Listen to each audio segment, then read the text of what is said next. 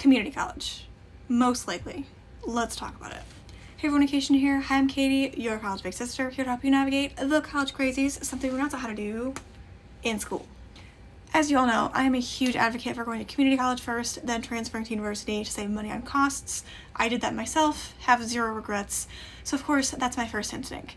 Especially if you get free community college automatically. I was not privy to that, so all you youngsters, you're spoiled with that. I'm jealous, but I'm happy for you. But there's a few other things I want to think about before you make your decision. So first of all, housing costs. So if you are able to live at home, absolutely do that. Save money on rent. So that's something you definitely want to factor in is like, yes, you could get free community college, like free tuition, but are you going to have to live in an off-campus apartment? Do you need a car to transport you from that off-campus apartment to the community college, or do they have a good public transportation system?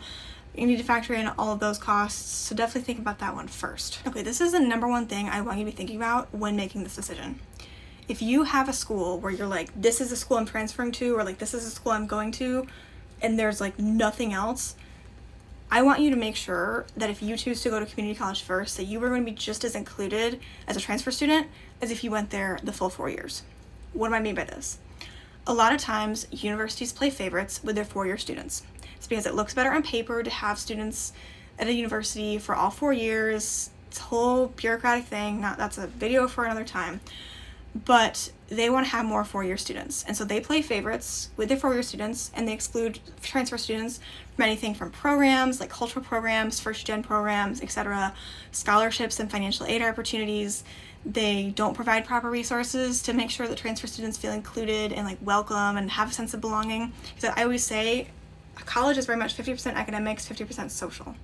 So you need to make sure that if you go to community college first, that while you're saving all that money, which is always amazing, that when you transfer, you're going to feel just as welcome and you're going to have a great time socially as if you went there all 4 years. So that's definitely something to keep in mind as you're making this decision, because that can truly make or break your college experience. And while I always want students to save as much money as possible, sometimes in rare cases, like if that's your school and like I can't tell you any different, no one's changing your mind, you definitely want to think about that. But in all honesty, it's kind of a red flag if the university isn't including transfer students, because that's showing that they're not truly accessible and equitable and inclusive. So yeah, it's kind of a red flag anyways. As always, I hope this helps. You are going to be fine, and I will see you in the next one.